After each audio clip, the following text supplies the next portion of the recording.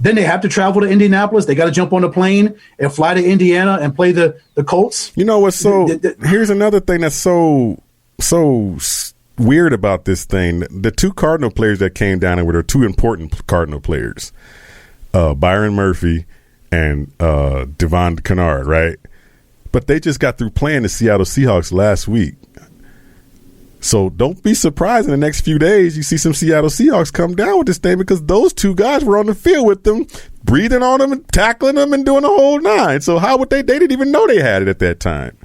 But Earl, who's to say it happened then? That's what I'm saying. Who's to say it didn't happen during the bye week? That's my point. My point is this thing is not detectable in you. It could be in you 3 to 5 days before you even test positive. That's the scary part.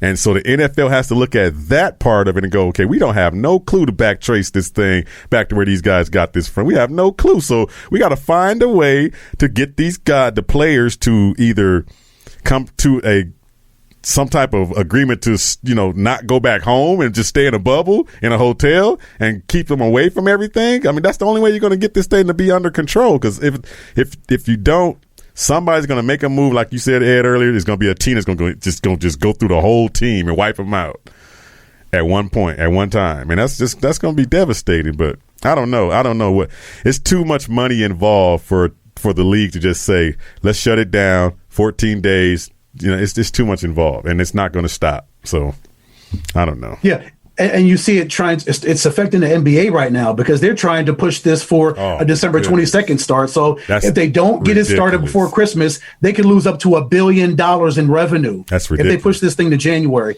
So, of course, the NFL doesn't want to be in the same situation the NBA is in. Right. They're, like you said earlier, trying to get week in and week out, get these games in, get the championship games in, get the Super Bowl in, and let's get out. Let's get prepared for next season. Which brings me to another point.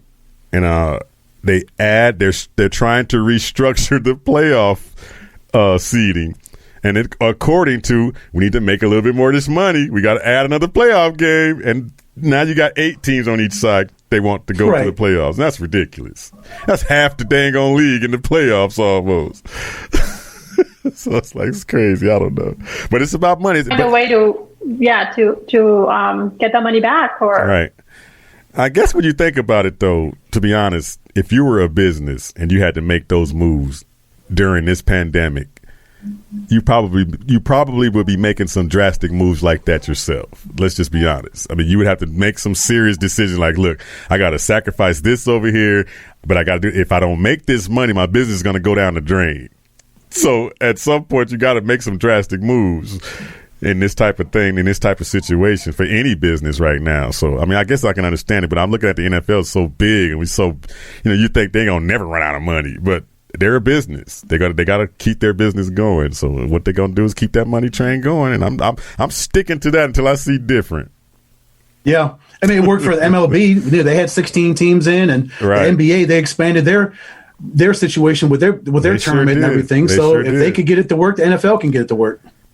So now, if that's the case, and who would go against more playoff football, Earl? Nobody. And the fans gonna be like, yeah, 16 teams in, and that automatically gives the NFC West all 4 teams in, because as of right now, the 8 seeds would be all those teams would be in it.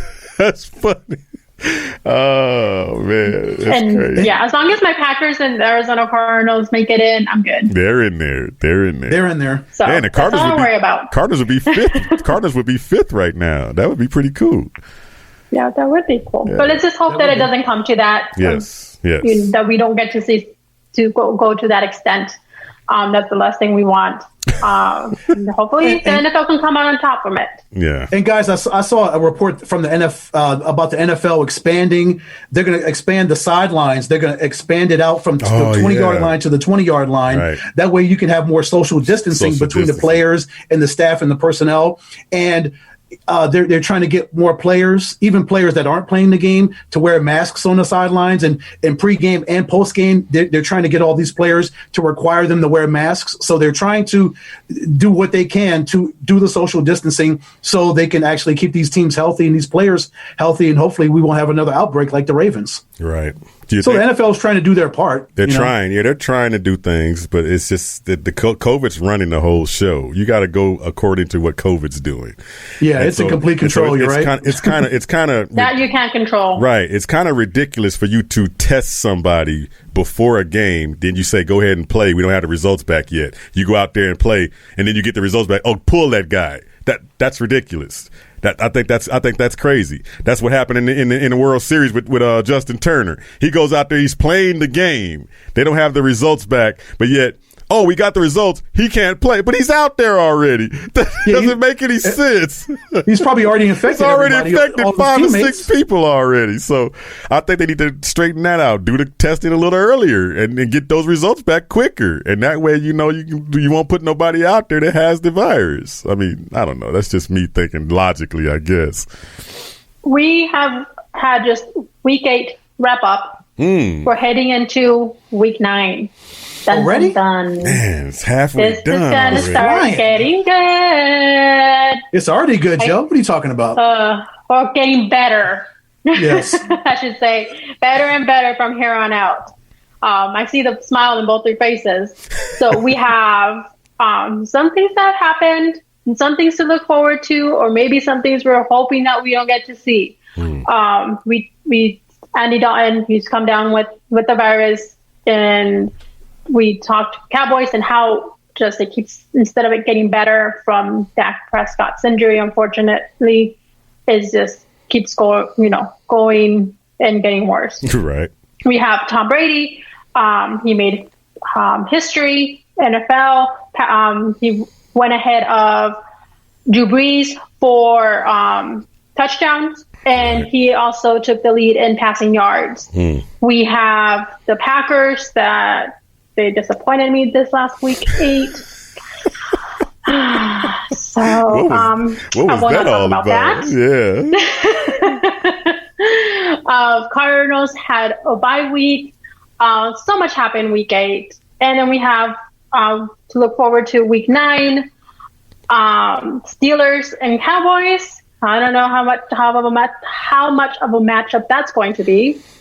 Winning team, losing team. We have the Niners and the Packers. That's one I'm looking forward to. We have the Saints, Drew Brees, and the GOAT, Tom Brady, the Buccaneers going at it as well.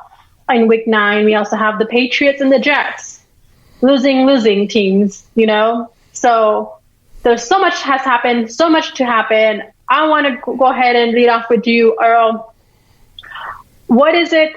What is your highlight out of week 8, and what is it that you're looking forward in week 9 as we get into it? Highlight for week 8. To be honest with you, it wasn't really much out there for me. I watched every game, little bit, pieces here and there, and saw some things, loved some things. But what would really stand out to me would be the difference between the level of play that the Steelers are on right now and that the Ravens supposed to be at that level already, and I thought they were there, but they don't seem like they're on that level with them.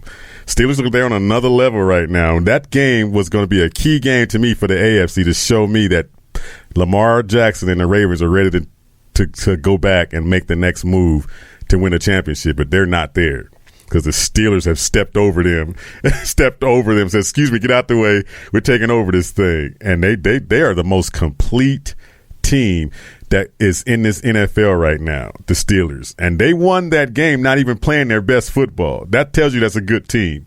That's a good team when you can look at, hey, it's not going all that good for us, but let's just do this, do that, and get this win and get out of here. And that's what they did. And they're a good team. They're going to be a tough out. They're going to be a tough out. That was positive. As much as I hate to say it, I don't like the Steelers as much as I hate the Seahawks and 49ers. I hate them too, but they are the best team right now, even in the AFC. In my opinion, as a complete team from defense, offense, and special teams, they are complete. Joe, you and I talked about a team before we started our recording. For me, it's the Indianapolis Colts. They are so impressive. They're 5-2 right now. Just steamrolled the Detroit Lions on Sunday.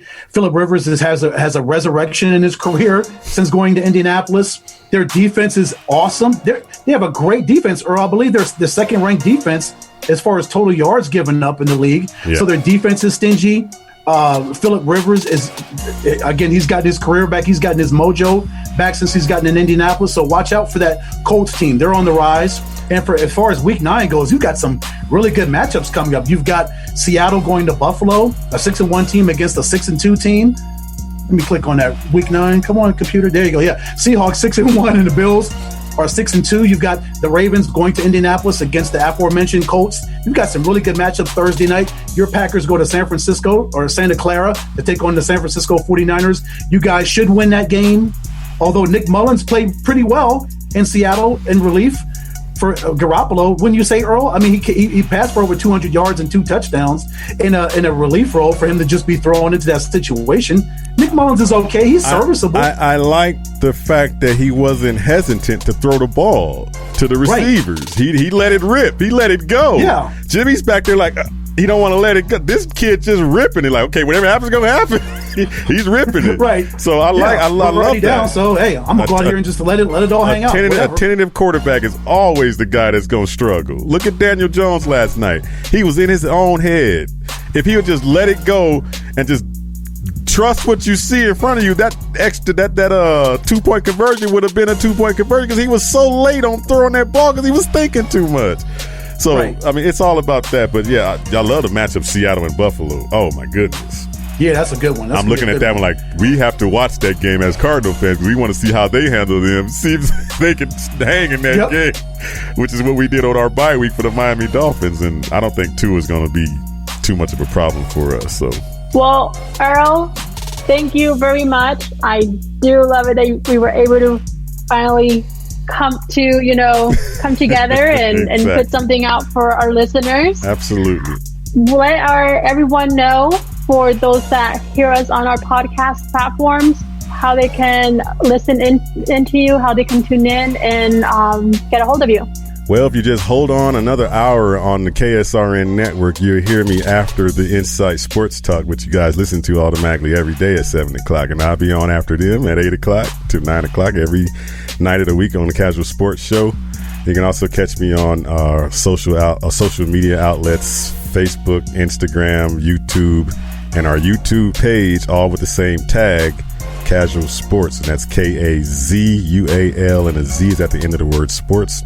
And you can hit me up on Twitter and Facebook under casual_E. So there you go. I have to follow you guys every day and night. So it is what it is. So Ed. On Twitter at EdCole43 and Instagram at EdwardCole301. Awesome. Easy peasy. Easy peasy. And you can follow me at JROSALYE on both Instagram and Twitter. Don't forget to check us out, Insight Sports Network, on our website, insightsports.net, Instagram, Insight Sports Net, and Twitter, Insight Sports with an extra S at the end. Everyone, thank you. Hope you enjoyed the show. Until 2 weeks from now, we'll be bringing you another special. Stay tuned. We'll be bringing you more on that. Stay tuned to our social media. All right. Everyone, have a good night. See you guys later. Thanks for having me. Appreciate it.